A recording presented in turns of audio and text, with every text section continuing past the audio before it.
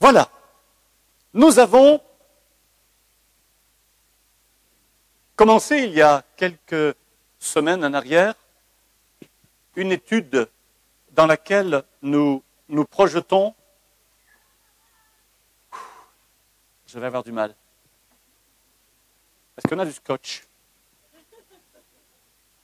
Voilà, peut-être on pourrait essayer de proposer aux enfants de faire un jeu spécial qui est tout en mime. Voilà, Philippe s'en occupe. Merci. Voilà, le mime, c'est bien. Ça marche, hein? Voilà, nous sommes sûrs que ton règne vienne, qui est une prière de Jésus. La prière de Jésus, c'est que nous ne soyons pas de ceux qui croient dans son règne, mais que nous soyons de ceux qui vivent son règne. Nous ne voulons pas être de ceux qui savent exactement comment ça marche le royaume de Dieu. Nous voulons être de ceux qui vivent le royaume de Dieu.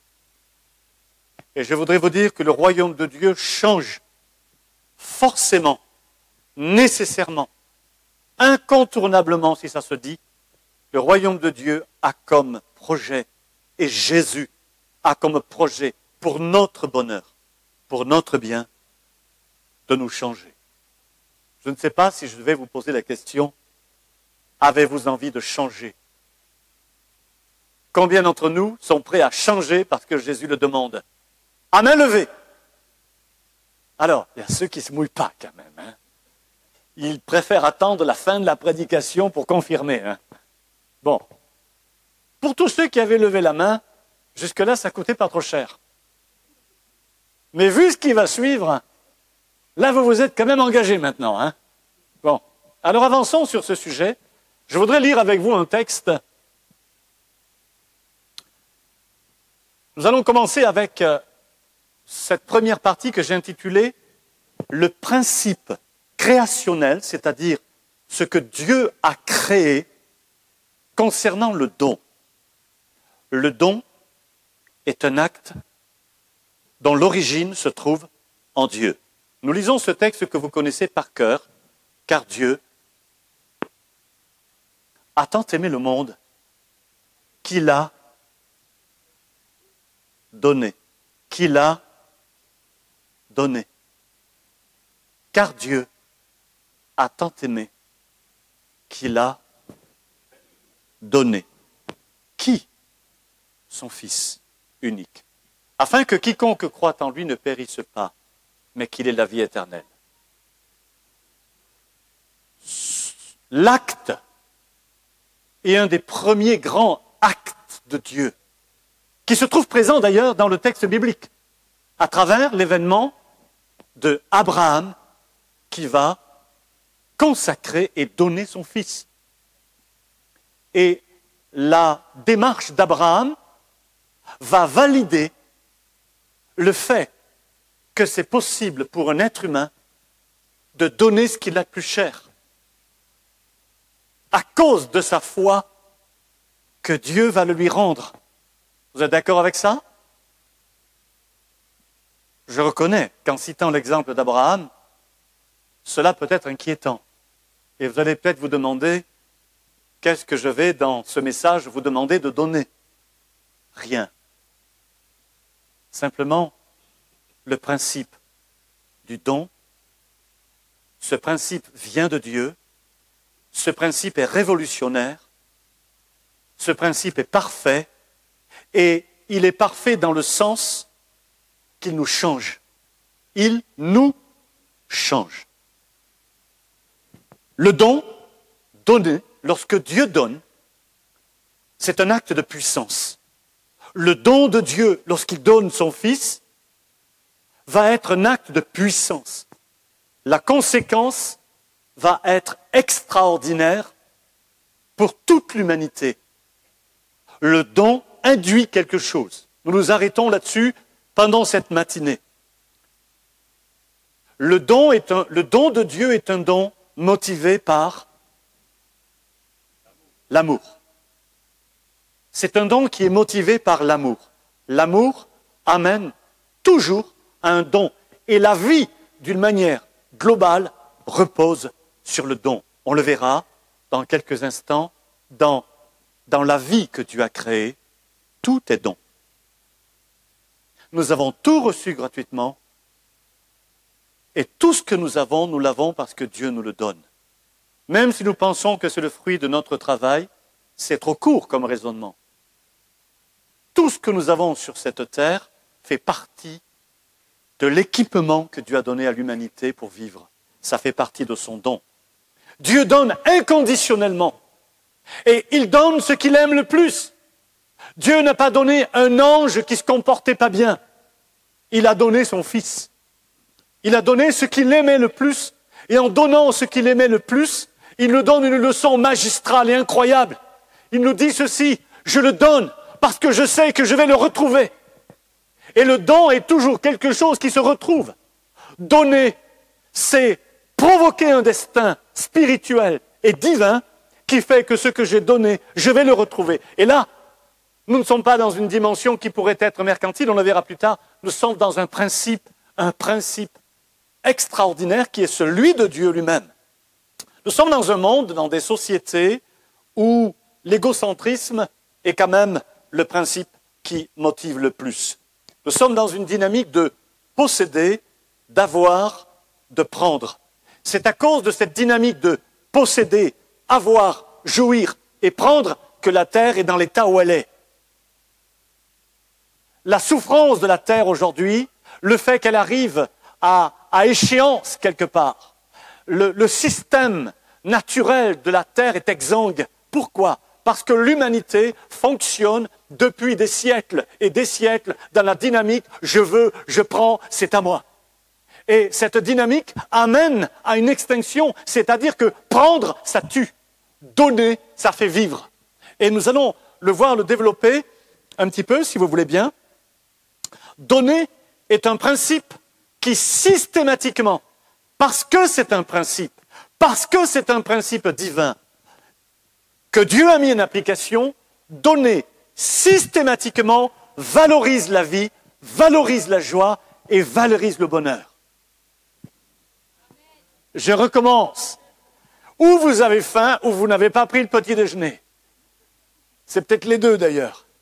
Et l'un peut-être induit l'autre. Bon.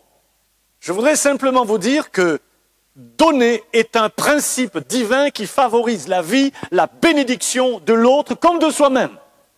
Amen.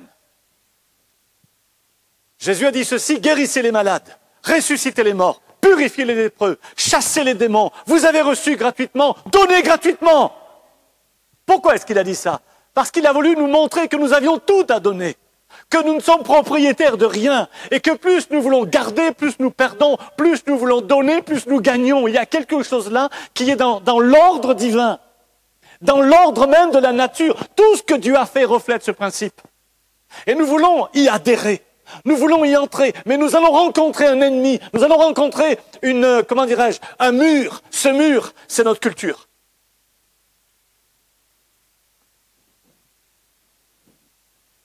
Quand Dieu parle de donner, il ne dit pas « donne les autres ». Tu veux pas y aller? Mais il dit « donne-toi toi-même ». Il y en a qui disent, ça y est, il donne même sa veste.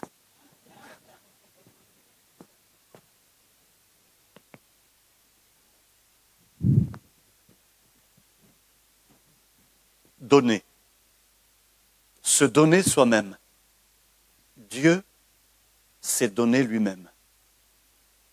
Jésus s'est donné lui-même. Abraham a donné son propre fils. C'est un paradigme divin. C'est-à-dire, si vous mettez des lunettes rouges, vous voyez la vie en rouge. Si vous mettez les lunettes du royaume de Dieu, vous voyez la vie comme le royaume de Dieu est. Et donner fait partie de ce mode de vie qui bénit. Nous sommes invités à apprendre à nous donner nous-mêmes. Nous nous donnons pour notre famille. Nous nous donnons pour notre Église. Nous nous donnons pour nos proches. Nous nous donnons pour nos collègues. Nous avons toujours quelque chose à donner. C'est une porte ouverte incroyable que de donner, parce que nous savons qu'au final, tout ce que nous avons donné va revenir sur nous dans une bénédiction personnelle que nous allons développer un petit peu plus tard. Jésus dit ceci, est-ce qu'on peut le lire ensemble? C'est bon qu'on lise la Bible à haute voix, ça permet de retenir. Hein? On y va ensemble si vous voulez bien. Donnez et il vous sera donné. On versera dans votre sein une bonne mesure, serrée, secouée, et qui? Dans la Bible, ça déborde toujours quelque part. Ça déborde toujours quelque part. Avec Dieu, le principe, c'est que si tu en mets un petit peu, tu en récoltes davantage. Si tu sèmes un grain de blé, tu en récoltes 60. C'est pas possible que tu en sèmes 60 et que tu en récoltes un. C'est l'inverse. Et si tu veux récolter beaucoup, commence par donner. Et tu récolteras. Mais si tu commences par économiser pour avoir beaucoup, tu perdras ce que tu économises. Alors, vous allez me dire, oulala, le pasteur se mêle de mon portefeuille. Je ne veux pas faire de vous des personnes qui dilapident leurs biens. Il y a une différence entre dilapider par mauvaise gestion et savoir se donner pour les autres. C'est deux démarches fondamentalement différentes et dont le fruit est différent. Celui qui donne tout ce qu'il a parce qu'il ne gère rien, il s'appauvrit. Celui qui donne avec un cœur généreux au nom du royaume de Dieu, je vais le dire, il s'enrichit. Nous préciserons tout à l'heure les choses, car je sais à quoi vous pensez. On vous mesurera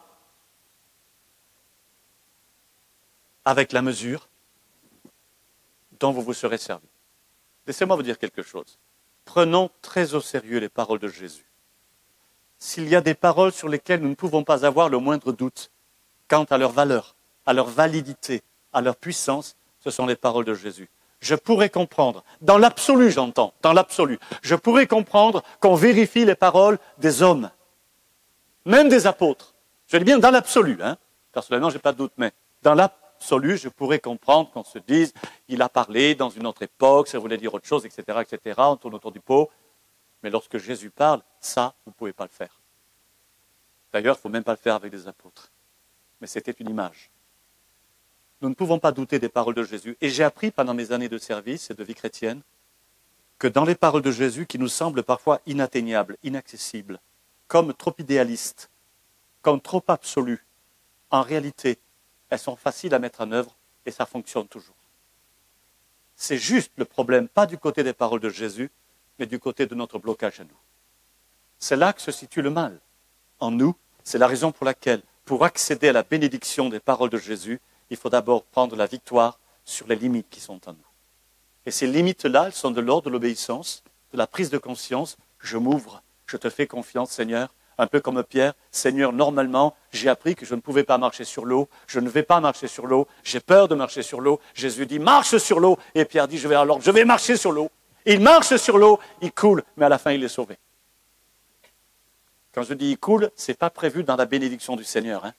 Ça, c'était juste un faux pas de Pierre qui a juste à nouveau décidé de regarder vers le danger alors que Jésus lui avait appris à regarder dans ses yeux à lui. On vous mesurera avec la mesure dont vous vous serez servi. Acte 20. Je vous ai montré de toute manière que c'est en travaillant ainsi qu'il faut soutenir les faibles. Il y a déjà là une dimension sociale. Et se rappeler les paroles du Seigneur qui a dit lui-même, et on va le dire ensemble, il y a...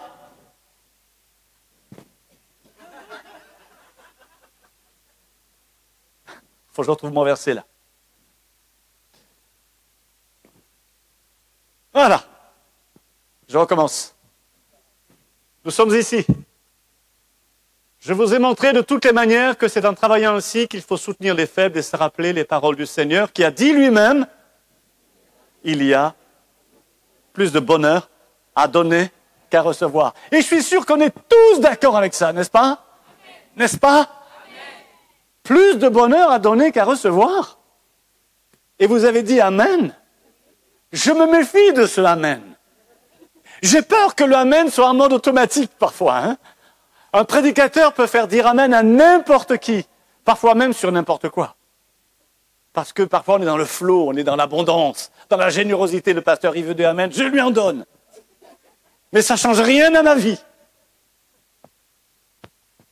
Je pense parfois on a le droit de ne pas dire Amen. Il y a plus de joie à donner qu'à recevoir.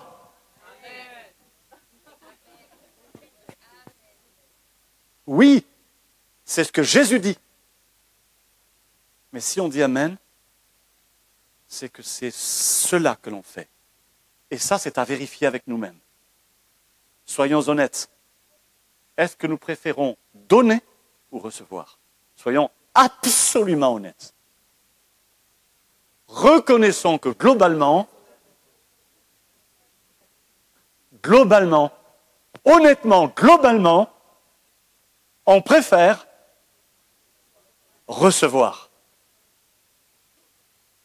C'est vrai. Ouais. Il faut l'avouer. Avouons, mes frères et mes sœurs. Alors, je vais le dire autrement. Spirituellement, on est convaincu qu'il faut donner d'abord, mais concrètement, on est plutôt confortable dans l'idée de recevoir. Et on sait que le Seigneur veut nous amener à quelque chose d'autre qui est de donner. Avançons. Le principe posé par Jésus, c'est une proportionnalité entre ce que je donne par amour pour l'autre et la conséquence en termes de bénédiction sur ma vie. Mais quelle bénédiction? Quelle bénédiction? Est-ce que parce que j'ai donné, je vais recevoir de l'argent en abondance? Est-ce que parce que j'ai donné, parce que je me suis donné, soudain, je vais commencer à recevoir des cadeaux inattendus? En rêve, oui, mais pas dans la réalité. Mais ce que je vais recevoir, c'est autre chose. Mais ça, je le réserve pour la fin. Je voudrais préciser que lorsque je dis ce que je dis, ceci n'a rien à voir avec ce qu'on appelle la doctrine de la prospérité. Il y a dans certains milieux ce message qui se sert de ce principe qui est divin, qui est créationnel, que Jésus valide et valorise. Il y a des personnes qui s'en servent pour exploiter un mécanisme, un raisonnement à des fins mercantiles et égoïstes. Et il y a des églises où on fait donner aux gens beaucoup d'argent en leur disant plus tu donnes, plus tu gagnes de l'argent. Et ça, c'est un mensonge. C'est un mensonge car c'est une exploitation d'une parole de Dieu pour l'intérêt de celui qui prêche ce message. Et ça, c'est du vol. C'est de la tromperie, c'est du mensonge. Ce que Jésus nous dit, c'est que donner est un acte de cœur, de générosité, et c'est donner sans rien attendre. Je donne sans rien attendre. Je donne par amour, et ce que je le donne parce que je vais faire du bien à quelqu'un. Alors oui, nous vivons dans une culture. Nous avons reçu des modèles de vie. Nous avons, depuis notre petite enfance, vu ce que c'est que économiser, que avoir peur de manquer. Nous vivons dans une culture où facilement nous pouvons avoir peur de manquer tout simplement parce que depuis des millénaires et des millénaires, eh bien, l'humanité se bat pour manger. Et parce que la nature est parfois généreuse, mais parfois aussi elle ne l'est pas, ça dépend des régions du monde. Et depuis des millénaires, l'homme se bat pour survivre. Et cela a construit une culture de la peur, une culture de manquer, une culture de l'économie pour avoir suffisamment. Mais cette culture-là est une culture d'adaptation à une situation, mais ce n'est pas la culture du royaume de Dieu. La culture du royaume de Dieu, c'est qu'il y a une autre dimension, c'est celle de Jésus-Christ, c'est celle de Dieu. Lui ne pense pas comme ça. Lui nous dit ceci, non, tu vas d'abord donner et après tu vas recevoir. Mentalité de pauvreté, de pénurie, la peur devient le levier de l'avarice. Et l'avarice n'est pas une bénédiction, mais un appauvrissement. L'avarice peut nous enrichir financièrement, mais nous appauvrir moralement, relationnellement et spirituellement. Entendez cela, prenez le temps de le réfléchir. Jésus dit, n'ayez pas peur. La peur n'est pas bonne conseillère. La peur est toujours un piège. La peur est toujours un changement de route. Je quitte ma route par la peur. Lorsque j'agis par peur, je quitte le chemin que Dieu m'a tracé. Jésus a dit, je suis le chemin. Mais lorsque j'agis dans la peur, je ne suis plus sur ce chemin. Et tant que tu es dans le royaume de Dieu, fais-moi confiance. Je suis avec toi. Tout l'enjeu du royaume de Dieu est de convaincre nos cœurs que le don de soi est un acte de puissance et de conséquence. Dieu l'a inscrit dans la nature. Vous aimez la nature? Vous aimez la nature? Regardez bien. La nature n'est pas équipée d'un système pour mettre votre carte bleue. Vous allez vers un pommier, vous mettez votre carte bleue, vous tapez votre code et vous avez droit à 3 pommes. La nature ne fonctionne pas comme ça, n'est-ce pas? La nature est, au contraire, incroyablement généreuse. Dieu a établi tout ce principe de fonctionnement sur la terre pour la nourriture des humains et des animaux. Et il a établi un principe de générosité. Il y a dans la nature cette incroyable générosité. Chaque année, la nature nous livre tout le fruit qu'elle produit pour nourrir l'humanité. La nature donne, elle ne compte pas, elle donne tout ce qu'elle a. Vous pouvez cueillir toutes les pommes, toutes les cerises, tous les fruits d'un arbre. De toute façon, il vous donnera encore plus l'an prochain. Lorsque un paysan sème pour 1 kilo de graines, il va en recueillir pour 1 tonne. La nature multiplie ce qu'elle donne.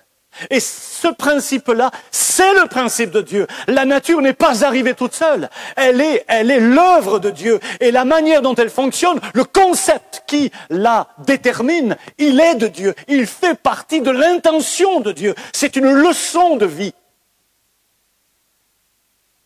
Nous avons tout à apprendre de la nature. Nous avons tout à comprendre de la nature. Tout se tient dans la nature.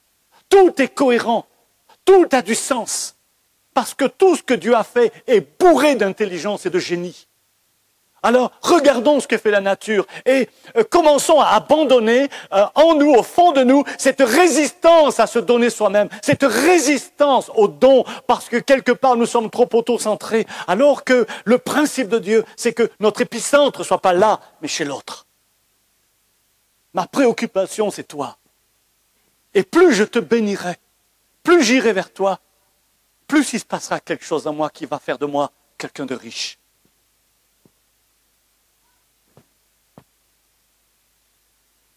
On y va ensemble? On le lit? Allez, pour ceux qui n'ont pas lu leur Bible cette semaine. Mais ce n'est pas une accusation, ça peut arriver. Ce n'est pas une loi de lire sa Bible, c'est un choix. Et parfois on oublie. C'est vrai ou c'est pas vrai? Mais si on n'oublie pas, c'est mieux. Alors, nous lisons dans Matthieu, si quelqu'un veut plaider contre toi et prendre ta tunique, je fais une petite assertion, c'est un voleur.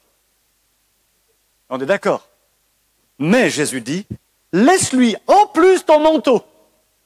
Et c'est là que Jésus est difficile à suivre. Hein? C'est là qu'on se dit, c'est difficile à suivre, je viens juste de l'acheter, mon manteau. Il est tout neuf, il m'a coûté très cher. Et tu me demandes de le laisser à celui qui tente de me voler ma veste.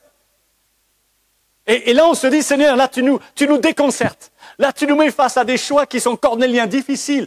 Qu'est-ce que tu veux dire par là? Pourquoi? Tu me demandes, tu pourrais simplement me demander de, à la limite, lui laisser ma veste. Mais pourquoi, en plus, mon manteau? Pouvons-nous maintenant prendre ce bout de texte et le faire un copier-coller en revenant un peu en arrière sur la bénédiction? Donnez, et vous? Alors Jésus est malin. Et il dit ceci, donne pas que ta veste, donne aussi ton manteau, profite. Parce que tu recevras doublement. Et c'est bien calculé, n'est-ce pas? C'est ça le principe de Jésus. Bien sûr, il y a plus que ça. L'idée qui est derrière, c'est si quelqu'un est mercantile et voleur, s'intéresse à voler tes affaires, prends un peu de hauteur et donne-lui, montre-lui que tu peux lui donner au-delà de ce qu'il attend. Pourquoi? Parce que tu fais partie de ces gens qui croient que leur bénédiction n'est pas dans le fait de garder, mais de lâcher. Et de donner plus que ce qu'on attend de nous pour prouver que nos ressources sont plus grandes en lui. On continue le texte parce que là, c'était que le début. Alors on continue encore un peu plus loin. Si quelqu'un te force à faire 1 000, alors 1 000, c'était 1000, je me souviens plus de la valeur exacte, 1000, 1 kilomètre et quelques. Ok.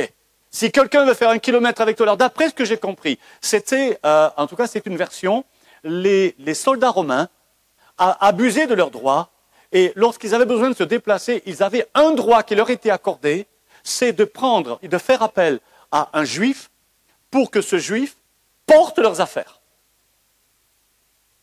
Et l'idée, c'était que si on te force à faire 1 000, eh bien, tu vas porter pendant 1 kilomètre, et le 2e kilomètre, tu vas dire aux soldats romains, mais qu'il n'y a pas de problème, puisque je t'aime bien, je vais faire un 2e kilomètre avec toi.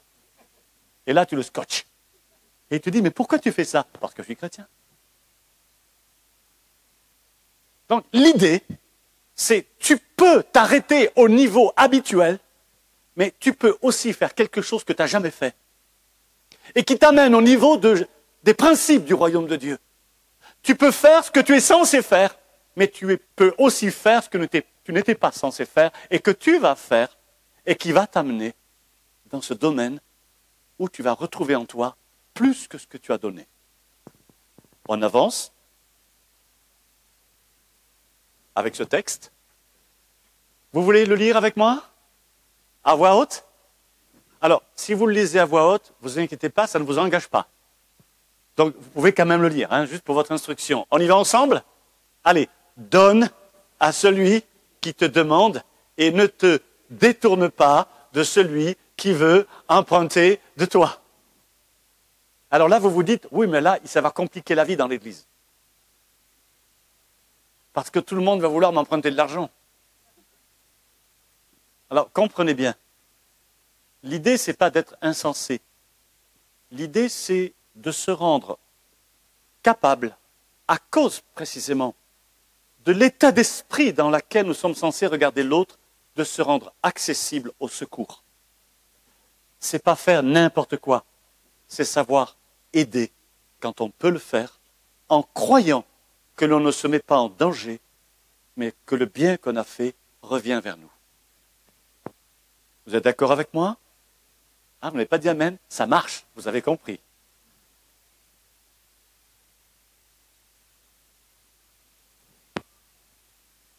Vous avez appris qu'il a été dit, alors ça c'est la tradition, ça c'est la culture. Dans la culture, il y a garde tes sous pour toi. Toi d'abord, ta personne d'abord, tes intérêts d'abord. C'est la culture. Vous avez appris qu'il a été dit, par exemple, tu aimeras ton prochain, ok, mais tu haïras ton ennemi. Mais moi je vous dis, et Jésus a toujours cette relecture de nos traditions, de notre culture, de nos habitudes de pensée. Il fait une relecture, il nous dit, oui, ça c'est ce que vous avez appris, ça c'est le monde dans lequel vous vivez, c'est ce qui vous a été transmis. Mais moi je vous dis, moi je vous donne, moi je vous propose de passer à une autre étape. Et cette autre étape, elle va au-delà de ce que l'on attend de nous. Et Jésus dit ceci, mais moi je vous dis, on le lit ensemble, aimez vos ennemis, bénissez ceux qui vous maudissent, faites du bien à ceux qui vous haïssent, priez pour ceux qui vous maltraitent et qui vous persécutent. Déjà là, sincèrement, il faut avoir changé pour faire ça, n'est-ce pas? Je veux dire, c'est pas spontanément qu'on fait ça. C'est pas automatique. Je ne sais pas si vous avez des personnes qui vous posent des problèmes en ce moment. Je ne sais pas si vous avez un voisin récalcitrant, le genre que vous avez envie de crever ses pneus de temps en temps. Non, pardon, ça, vous n'avez jamais eu envie de faire ça. Mais je ne sais pas si vous avez vraiment cette situation dans votre vie, s'il y a des personnes qui vous posent problème, s'il y a des situations qui vous posent problème. Et face à ces situations, oui, on est chrétien. Oui, on sait qu'on doit pardonner. Oui, on sait qu'on doit aimer son ennemi, mais pas lui. Pas cet ennemi-là. Nos frères et sœurs doivent aimer leurs ennemis parce qu'ils sont chrétiens. Mais lorsque c'est notre tour de le faire, franchement, c'est pas facile. Et c'est là que Jésus nous lance un défi. Si on te demande de faire 1000, fais-en 2. C'est-à-dire, va au-delà. Et si on te demande de haïr ton ennemi, moi je te dis, fais exactement l'inverse, mais aie de l'amour pour lui. Et ça, c'est possible. Pourquoi? Parce que Jésus nous le dit. Si Jésus nous dit de le faire, c'est que c'est possible de le faire. Si c'est possible de le faire, il nous dit, tu dois le faire parce que c'est ça le royaume de Dieu. Tu dois le faire, je dois le faire parce que c'est ça le royaume de Dieu. Nous devons le faire parce que c'est ça le royaume de Dieu, mes frères et mes sœurs. Qu'on veuille ou pas, que ça nous plaise ou pas, que ça nous dérange ou pas, que ça nous mette en insécurité ou pas, c'est ça le royaume de Dieu. Et tant que nous ne sommes pas à ce niveau de regard sur l'existence, nous ne sommes pas au niveau du royaume de Dieu et nous ne pouvons pas avoir la prétention de remplir de l'église, et d'en faire un lieu qui est le royaume de Dieu. Si nous n'appliquons pas les lois du royaume de Dieu, nous ne sommes pas le royaume de Dieu. Donc, nous ne sommes pas non plus l'Église. Ça va loin, n'est-ce pas? Nous ne sommes pas non plus l'Église. Nous sommes baptisés, nous lisons la Bible, nous venons à tous les cultes, mais nous ne sommes pas l'Église. Alors là, vous vous dites, le pasteur Fabre va un peu loin. Demandez à Jésus si je vais un peu loin. Reprenez ce que nous venons de dire, les textes que nous venons de lire, et dites-moi si je vais un peu loin. Ou dites-moi si je suis exactement dans ce que Jésus dit, lui. Et ça me remet en question, moi le premier, et peut-être même encore plus que certains d'entre vous. Mais pour autant, je me dis, je n'ai pas le droit de le dire si moi-même, je ne le fais pas. Vous êtes d'accord ou pas? Et il y en a qui ont osé dire amen. Ils sont bien engagés. Si vous avez besoin d'un emprunt, vous allez les voir, c'est bon, c'est gagné. Et vous ne voulez pas me voir si on vous demande de prêter de l'argent. Hein. Ce n'est pas mon problème. Hein. C'est Jésus qui a dit ça, pas moi. Si vous saluez seulement vos frères, que faites-vous d'extraordinaire? Même les païens font ça. Je veux dire, il y a des tas de choses que les païens peuvent faire, notamment se prêter de l'argent. Il y a des tas de choses que des gens non chrétiens sont capables de faire par affection, par gentillesse, par bonté de cœur. Mais eux le font gratuitement. Et peut-être que le don, celui qui se donne lui-même, celui qui va aider quelqu'un gratuitement, parce que ne connaissant pas l'évangile, il n'attend rien en retour, son acte est encore plus beau que le chrétien qui le fait, parce qu'il se dit, je le fais parce que je vais être récompensé. C'est déjà pas une bonne motivation. Et je trouve que, voilà, l'acte le plus grand, le plus généreux, il est totalement gratuit. Il n'attend rien en retour. Il n'attend rien en retour, mais il recevra en retour. Un jour, vous connaissez l'histoire, ne retiens pas ta bénédiction, on l'a vu tout à l'heure, dépasse-toi. C'est ça le royaume de Dieu, le don de soi, ne te limite pas à ce que tu es censé faire.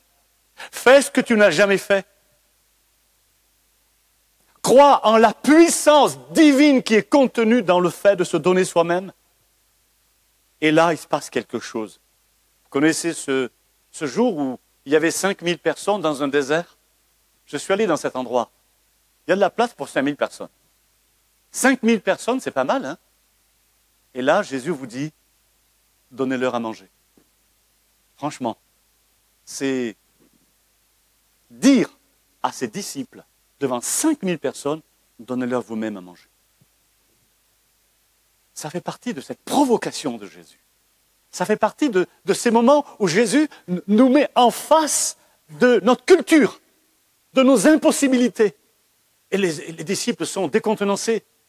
Ils n'ont pas de réponse. Comment veux-tu? Et ils disent, mais on n'a pas assez d'argent pour acheter pour 5000 personnes. Et Jésus leur dit, mais on va le faire quand même.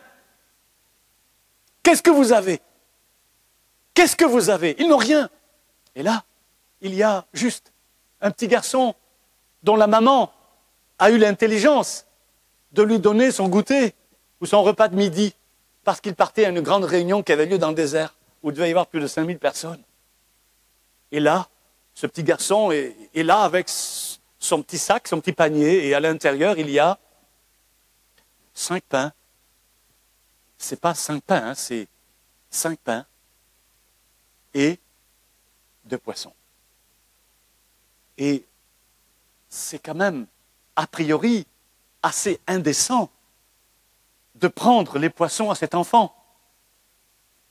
Imaginez cet enfant, c'est tout ce qu'il avait pris pour lui, pour manger à midi. On lui prend. Tu veux pas nous le donner? Normalement, il aurait dû dire, ah ben non, c'est mon repas de midi. Si vous l'avez pas amené, c'est votre problème. Mais moi, si je vous le donne, on va avoir même pas une miette chacun. Il vaut mieux que je le garde à la limite. Il avait de bonnes raisons de le garder, franchement. Naturellement, il était censé le garder. Mais je ne sais pas comment ça s'est passé. Mais il l'a donné. Ou alors on lui a arraché sans lui demander son avis. Mais franchement, je ne vois pas l'intérêt de faire autant de mal à un enfant pour 5000 personnes. Il n'y a rien à en faire de toute façon. Donc je crois qu'il l'a donné. Jésus aurait pu dire, non, laisse, c'est pas assez de toute façon. Non, non, donne. Jésus l'a pris. Et Jésus va prendre le don, pas les 5 pains et les poissons. Bien sûr qu'il les prend, Mais franchement, c'est rien. Mais le principe, c'est pas les 5 pains et les poissons, le principe, c'est le don. Il va prendre ce don et il va en faire un miracle qui va nourrir 5000 personnes. Et par là encore, il nous enseigne sur la puissance du don. La puissance du don. Et cet enfant-là, on en parle encore aujourd'hui. Je ne sais pas comment il grandit, comment il a vécu, je ne sais pas ce qu'a été sa vie. Je sais juste qu'il s'est passé un truc inouï. Il est rentré chez lui, il a dit à son père et sa mère, il m'est arrivé un truc, je vais vous raconter, vous n'allez pas le croire. Il leur a dit, je suis allé quelque part, il y avait 5000 personnes, personne n'avait amené à manger. Moi j'ai amené mes 5 pains, ces 2 poissons. Jésus a fait un petit truc dessus et tout le monde a mangé. 5000 personnes à manger. Et en plus, il restait 12 panières pleines. Les parents lui ont dit, t'arrêtes tes histoires. Mais tu te fais tes films, c'est pas possible. Mais il a une imagination, notre gosse. Ça, c'est il vous a été dit. Et puis lui, il était dans la puissance du don. La puissance du don. Je pense qu'on aurait dû faire l'offrande après la prédication. Je me dis maintenant qu'on aurait dû faire l'offrande après la prédication. Je reprêche là-dessus dimanche prochain.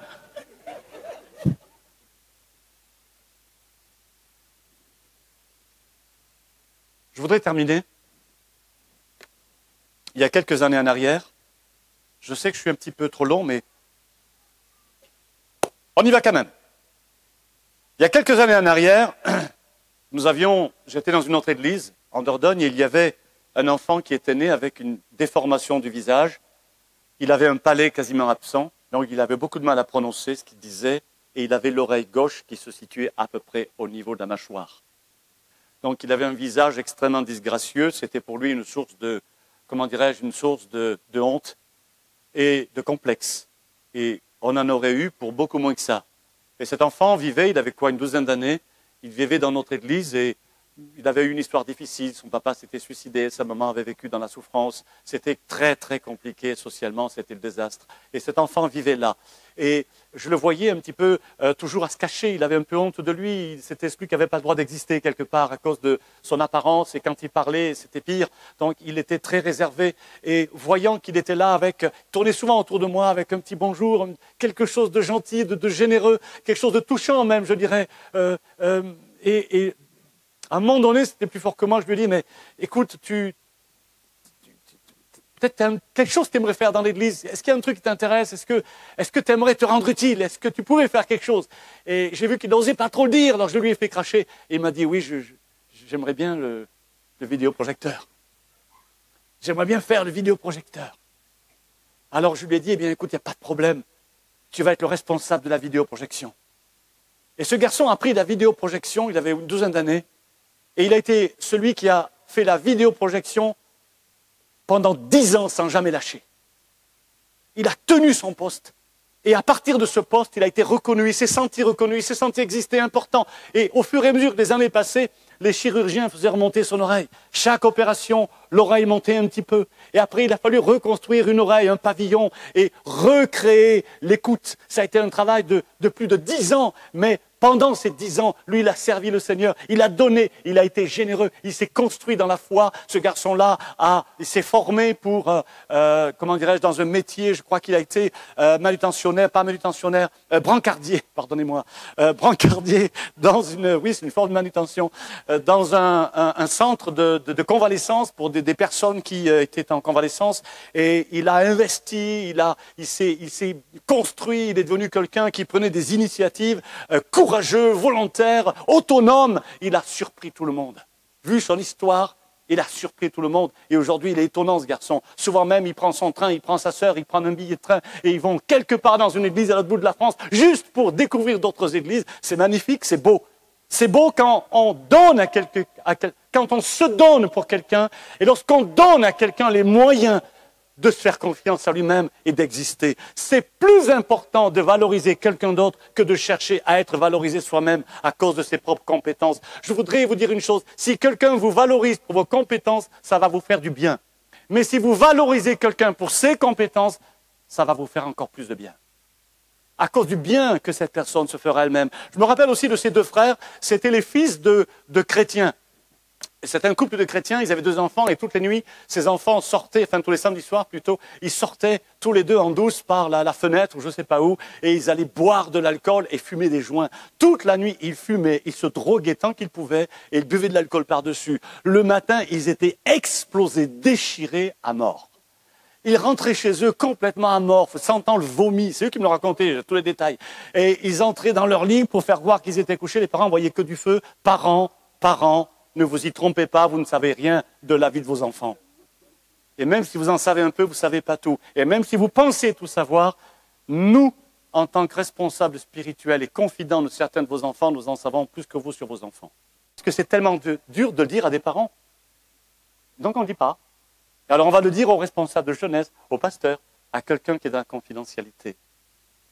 Bon, qu'importe, c'est pas le sujet. Donc ces 2 frères arrivaient parfois à l'église, parce que le père les amenait. Ils arrivaient à l'église et on aurait cru qu'ils avaient pris une grenade le matin. Et un jour, les voyant comme ça, sachant qu'ils jouaient un peu de musique, je leur ai demandé s'ils ne voulaient pas jouer avec nous. Ils ont dit oui. Et ces 2 garçons qui se shootaient, qui avaient une vie dissolue, qui n'étaient pas baptisés, ils sont venus jouer avec nous. Et en jouant sur l'estrade avec nous, ils ont commencé à prendre conscience de la confiance qu'on mettait en eux. On ne les traitait pas comme des voyous, des pécheurs. On les a traités comme des musiciens, des jeunes. Et là, ils ont été touchés tous les 2 devant l'auditoire qui adorait Dieu alors que c'est eux qui jouaient. Et rien que pour ça, ils ont commencé à jouer mieux et à rentrer dans l'adoration aussi, à se placer devant Dieu. Et là, tous les 2 se sont convertis.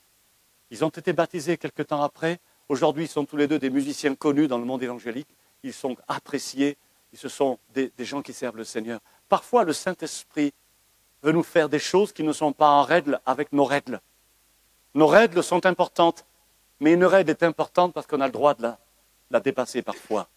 On a le droit de la changer, on a le droit d'aller plus loin. Je me rappelle aussi de cette jeune femme, elle avait une trentaine d'années, elle n'était pas encore convertie, elle venait juste à l'église, elle arrivait à l'église avec 2 béquilles, un corps qui était voûté, son corps c'était que des os, elle était anorexique.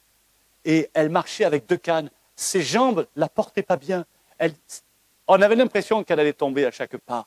Son corps était maigre, comme c'est pas croyable. Elle ne pouvait pas manger plus que quelques petites bricoles chaque jour.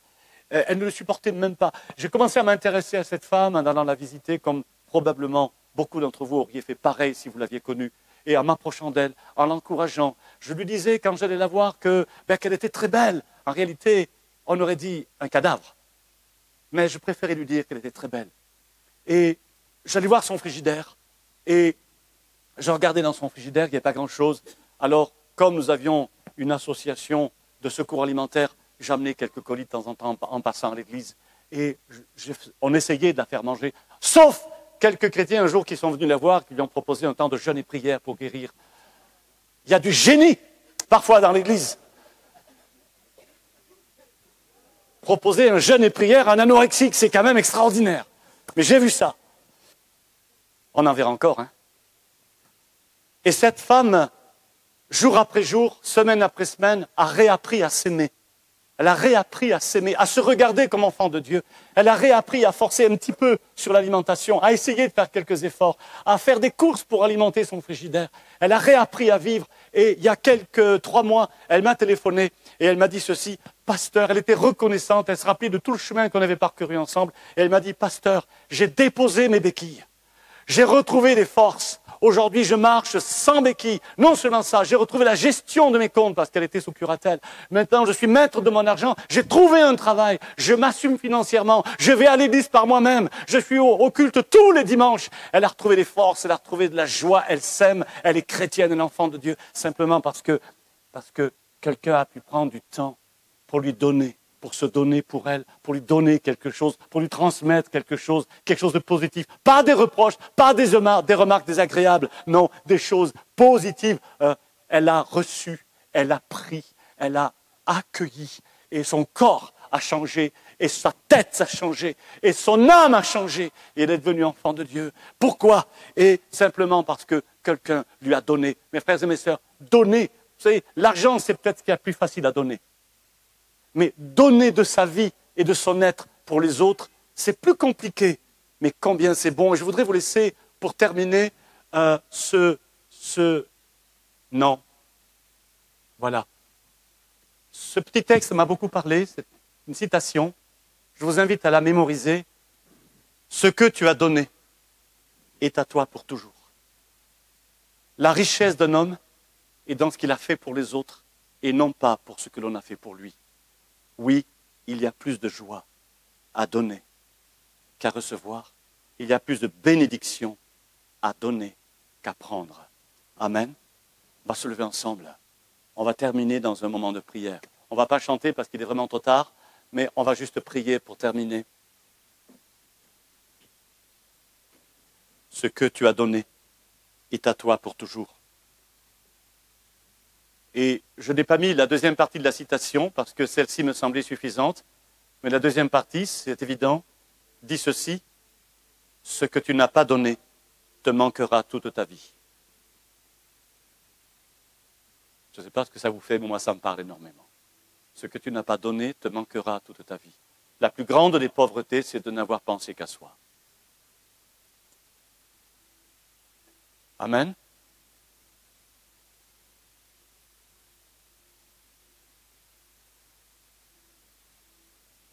Père, nous réfléchissons ce matin à ces choses qui sont celles de ton royaume. Père, tu nous remets en question, tu nous reproches notre égoïsme et tu nous invites à passer à ta vitesse, toi. Et ce matin, ensemble, nous sommes défiés, confrontés.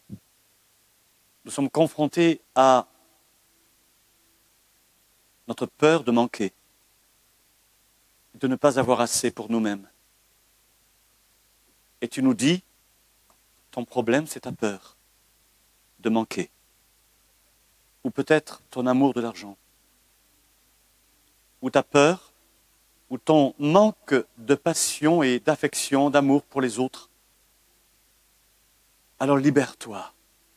Reçois cet amour des autres, cette compassion pour les autres, du plus petit de notre Église au plus grand. Père, éduque-nous. Fais-nous changer. Fais-nous grandir. Fais-nous voir les choses comme tu les vois.